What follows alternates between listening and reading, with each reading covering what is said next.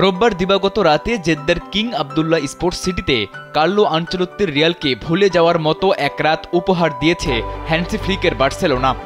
মুহুর্মুহুর আক্রমণ, তুমুল শারীরিক লড়াই, পেনাল্টি, লাল কার্ড, কি ছিল না এই ম্যাচে। ধ্রুপদী এই লড়াইয়ের ম্যাচে গোলও হয়েছে মোটে 7টি, যার 5টি ছিল হ্যান্সি ফ্লিকের শিষ্যদের। এদিন মুখ থুবড়ে পড়েছে রিয়ালের কামব্যাকের গল্প।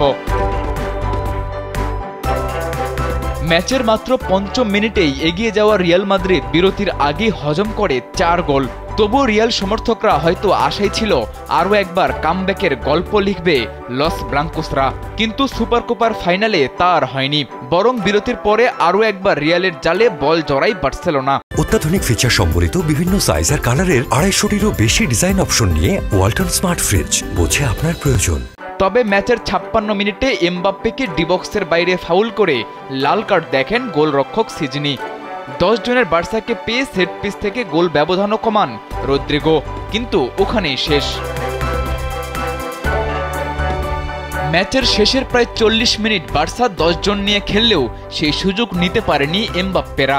ম্যাচের সময় যত গড়িয়েছে রিয়াল সমর্থকরা ততই যেন হতাশ হয়েছে, কারণ 10 জনের বার্সেলোনাও যে পূর্ণ শক্তির রিয়ালের চোখে চোখ রেখে করেছে লড়াই। রিয়ালকে কোনো সুযোগই দেয়নি কাতালানরা। শেষ পর্যন্ত স্প্যানিশ সুপার কাপের ফাইনালটা 5-2 গোলের বড় জয়ে নিজেদের করে নিয়েছে কাতালান ক্লাব বার্সেলোনা। বার্সার রেকর্ড শিরোপার রাতে ম্যাচের প্রথমার্ধে পিছিয়ে পড়া বার্সাকে প্রথম গোল এনে দেন লামিনে ইয়ামাল। তরুণ এই স্প্যানিশ তারকার গোলে সমতায় ফেরে ক্লাবটি। এরপর ম্যাচের 36 মিনিটে স্পট কিক থেকে স্কোর লাইন 2-1 করেন লেভানডভস্কি। তবে 39 মিনিটে আসে ম্যাচের সবচেয়ে সুন্দর ও দেখার মতো এক গোল। মাঝমাঠ থেকে পাঠানো বল আলতো করে মাথা ছুঁয়ে রিয়ালের জালে পাঠান ব্রাজিলিয়ান উইঙ্গার রাফিনিয়া।